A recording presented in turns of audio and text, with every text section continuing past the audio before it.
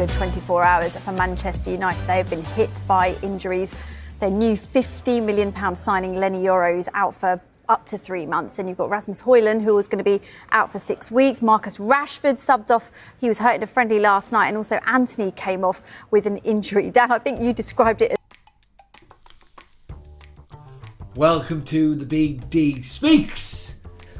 In this particular instalment of the Big D Speaks, on at the Big D _, I am going to be reacting to the news that we have had today, that we are still suffering from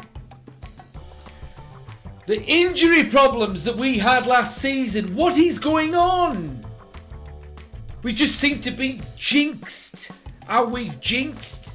Or are French players jinxed? We've had so many French players who are made of glass, and it seems that we've signed another one.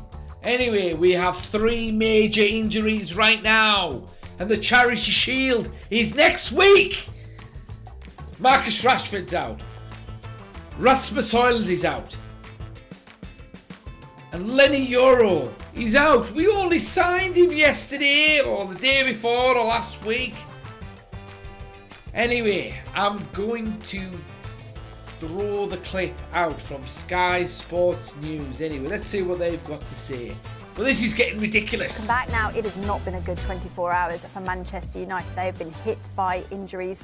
Their new £50 million signing, YORO, is out for up to 3 months. And you've got Rasmus HOJLUND, who was going to be out for 6 weeks. Marcus Rashford subbed off. He was hurt in a friendly last night. And also Anthony came off with an injury. Dan, I think you described Anthony it as well earlier. But this is bad luck, isn't it? The season's not even started. Absolutely. I'm not sure what déjà vu is in Dutch, but I'm sure Erik ten Hag will be saying that in Dutch, because last season they had so many injuries across the squad. I mean, over 20 players were injured for Manchester United last season, and that led to all different combinations in defence. They couldn't get a settled front line either. You mentioned Anthony and Marcus Rashford as well. You know, it does have an impact on... Who is this guy? The new season. Alejandro Garnacho as well, who had a really good season last year. On the right, Amad Diallo's come through in pre-season, looking really good. He scored again overnight in the friendly. But in terms of YORO, I mean, that is huge, because Manchester United don't have that settled combination. We've seen Rafa Varane leave the club in the summer, and I think YORO maybe wouldn't have come in right away, but very much someone who would have come in despite Rafa Varane leaving the club. Lisandro Martinez, we don't know when he'll come back into the team after playing for Argentina in the Copa America. So I think Erik ten Hag will be quite frustrated that at this moment he won't be knowing what his starting back four will be starting the season in a few weeks' time. Yeah, do you think... You have just spoken a lot of words but said nothing! ...force them to go back into the market for another centre-back? I don't think it would force them into the market. I think they're in the market anyway because of what happened last season. They don't want a situation where they're playing in all of these competitions and they're having to shuffle things around, and the quality that they have in their starting lineup, for example, isn't the same in their second string side. And I think that's something that we saw last season. Like you said, Martinez, you don't necessarily know when he's going to be back, even though he is fit at the moment. But Maguire as well, he did have periods off injured last year, and even though he's committed himself to United, and players like Shaw and Malacia don't seem to be going anywhere, there are issues in those areas in terms of staying fit throughout the season, and even their front line. So I think they're linked with players like De Ligt. Obviously, there's reports of him being excited about a move to the Premier League, but I think because of this, they might just say, okay, guys, we need to hurry this up just to make sure that the players are in place. Let's keep it moving. Yeah. What areas do you make sense, pal? Elsewhere? I'd say maybe one defender, one midfielder, one attacker. And it's hard to kind of pinpoint an area because of the fact that we're saying, these players can get injured. You have a centre-back or left-back, right-back, Wan-Bissaka's linked with West Ham. You look at their midfield, Scott McTominay is linked with moves, Casemiro as well, but then their whole front line. Garnacho, like you said, had a great season, but there were periods where he kind of did seem burnt out because of the amount of games that he was playing. Diallo came back from injury. He's had a great pre-season. He's still very young, so do you want to put that much pressure on these young players? You want to get someone in to, you know, alleviate that a little bit. So I think they would want a player that maybe is versatile, and we've seen a lot of top clubs look for those versatile players that can possibly play centre-back, CDM, left-back, striker, left wing. So I think they should look kind of target everywhere. I think on that point as well. You talk a lot of sense, into the pal. midfield as well, and you mentioned This guy. Potentially, he's been linked with Fulham quite a lot. They're still waiting to finish that Emil Smith-Rowe deal. We expect that to be announced very shortly. But in terms of the midfield, Manchester United have been quite clear this window that any incomings will be dependent on the outgoings. And I think they're going to be, in quite an interesting dilemma, because I think if McTominay was going to leave initially, it would have been maybe to reinforce the midfield and provide maybe a bit more cover for Casemiro or Bruno Fernandes.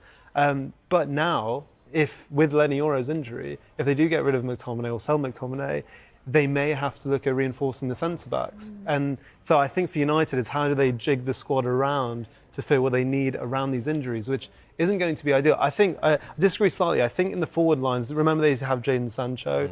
I think we'll see how severe Anthony, and remember they have Joshua Zirkzee as well who'll come in. So I think we'll see. It's very interesting. What are you talking about? And Eric Ten Hag is... You are saying a lot of words and not making any sense. Now, but he doesn't know his best line. Put the other guy back on. We still don't know what is the best Manchester United at the moment, even with the incomings we've seen so far, and I think that will be his big issue. Seeing that classic transfers domino effect here, aren't we, with the McTominay thing especially. We mentioned Aaron Wan-Bissaka, so he looks to be going to West Ham, and that could see them bring in Bayern Munich's Nusa Mazraoui. What do you think he could add to United? Hopefully not more injuries, but last season... No, but... Where did they dig this bloke up from, eh? Games last season for Bayern Munich. The Comedy Store! So I think Manchester United will be hoping Comedy Store bucket! It doesn't add to their defensive injuries that they had last season. The positives, of course, are the fact, if Aaron Wan-Bissaka does leave, that he'll provide some backup in that position. Thiago Dalot, push Dalot as well. He's, of course, a very attacking fullback. But I think the fact is he can also play left back, which at the moment you mentioned, Luke Shaw will have an extended break after the Euros. He still needs to get back fit, playing football every week. Tyrell Malacia, he's been pictured at Carrington, saying hi to his mate Joshua Zirkzee, which is great. But we still don't know what his fitness availability is. And actually, when you look at Manchester United right now at left back, they're playing a young 17-year-old Harry Amas, who's really impressed on pre-season. Again, he got an assist overnight for Ahmad.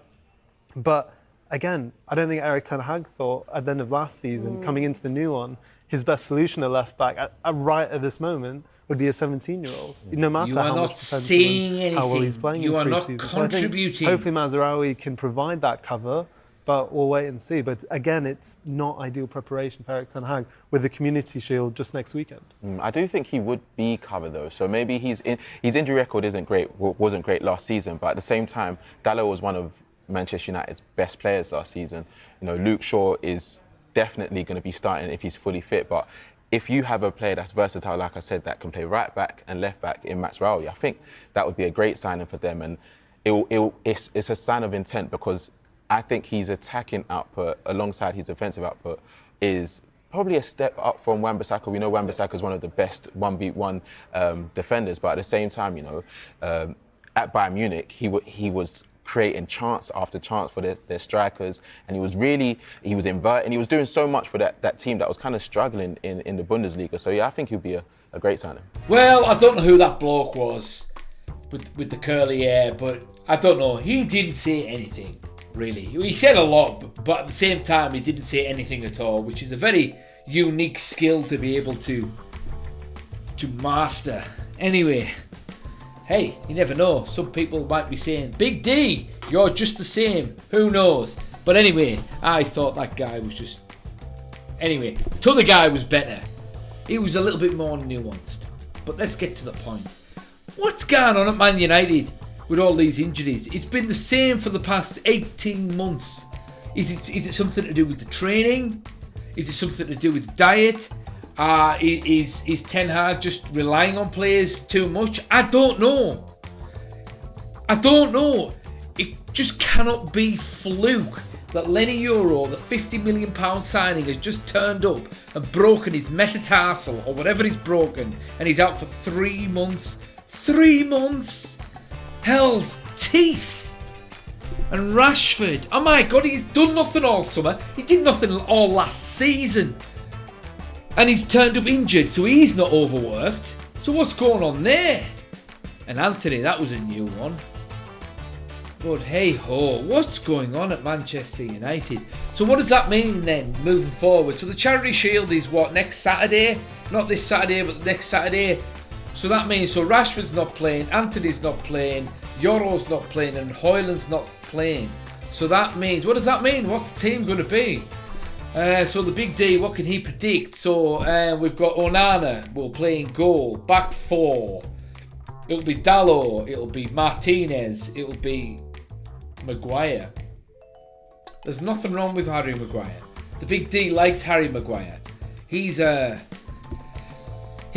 that he's got a little bit of grit, that he's fighting to play for Manchester United. What is going on at Manchester United with all of these injuries? Is it something to do with Ten Hag's training methods? Is it something to do with the medical department? I don't know. But for the past like 12 months or so, 18 months, let's say 18 months, it's just been crock after crock after crock after crock. We had Rafa Varane, one of the most successful, decorated central defenders in football, not just European football history, but football history. He's won everything. He's won multiple Champions Leagues. He's won the World Cup. Did he win the Euros? I'm not sure, but he's won the World Cup and the Champions League, La Liga. Brilliant defender. He's been out. He's been a crock. Anthony Martial, the World Young Player of the Year when he signed for Manchester United. On his debut, he scored a goal against the Scousers that was amazing. And he's played what, 4 games in 5 years? Paul Pogba. What happened to him? He'd play well in 1 game, then he'd go missing for 6, and then he'd be out for 3 months. What is going on? And now we've got Lenny YORO. He's just signed 50 million, and now he's out for 3 months with a broken metatarsal. What is going on? I don't get it. Marcus Rashford, he's out. So what's going on? I don't get it. Anthony, well, who knows? What could we have done? Anyway, so what's Eric Ten Hag going to do in the first game of the season? So it's the Charity Shield next year. Not next year. It's the Charity Shield next Saturday. So Onana, Dalot, Maguire, Martinez. He seems to be back. Fine. Luke Shaw, hopefully. Surely he's not going to be given an extended leave of absence. He played 2 games in the Euros.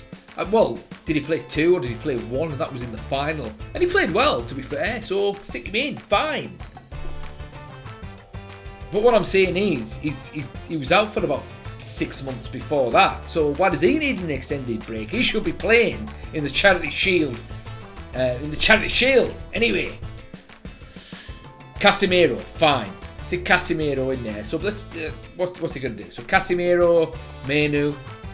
Well, he might be given an extended break because he played all the Euros games. So Mason Mount, okay, fine. Casemiro, Mason Mount. You're going to play Bruno at number 10. I think he's getting an extended break. So if he's not going to be playing him at number 10, who's he playing? I don't know. Eriksen, he'll play Eriksen at number 10. On the right, Diallo, fine, okay. He's looking sharp in pre-season so far. Rashford, he's injured, as I've just said there. Well, he's got to stick Sancho on the left in the position that he wants to play, Sancho. There's Garnacho as well.